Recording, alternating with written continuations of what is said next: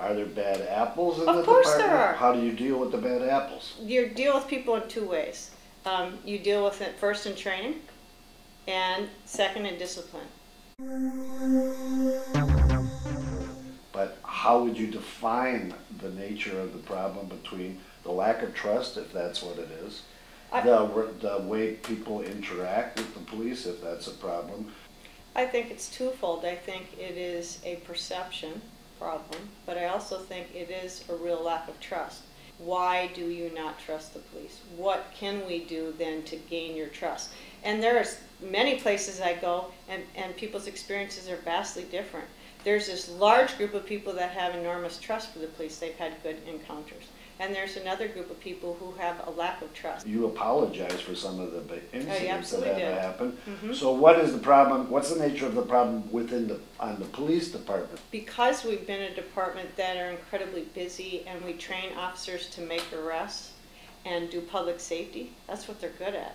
Now we need to say, you know what, a large part of your job is building relationships and communicating with people. And we need trained officers to do that too.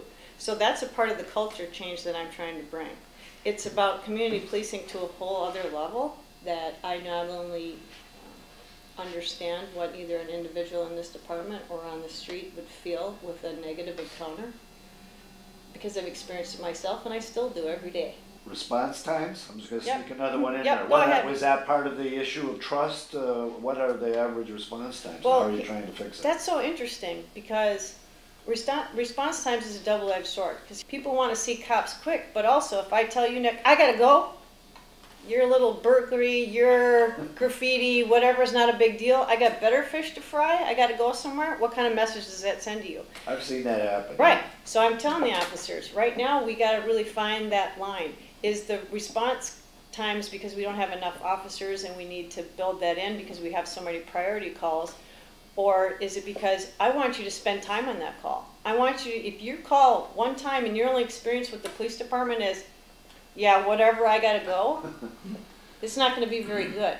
So I tell them, this is not a drive-through police service, this is not about getting the numbers, this is about a fine dining experience.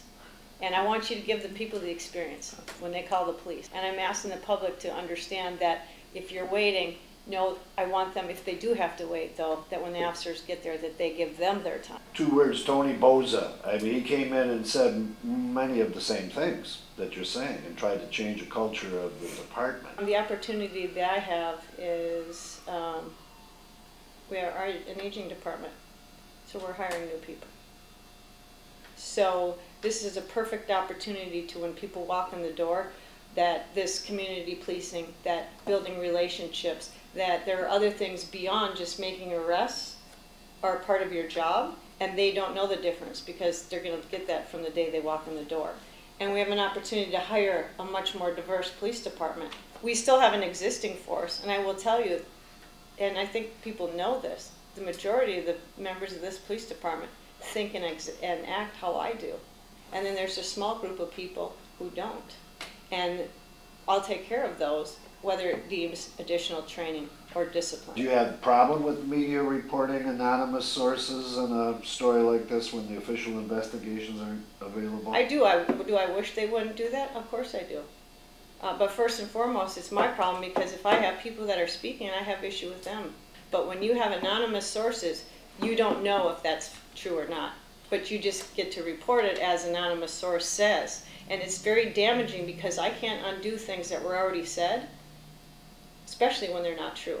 I had come here from Duluth, and it was there was a lot of crime, a lot of things going on in the 80s. You know, we had the whole crack, you know, evolution, and I loved it. I was surprised from day one that I didn't, when I'd wave at people, they wouldn't wave back at me. And so I'd like someday that this big city has a suburban feel, that our community knows. They say, hey, there goes Janeé, not just the chief, or there goes Nick, there, you know, that you know people, and it's just, it's different. And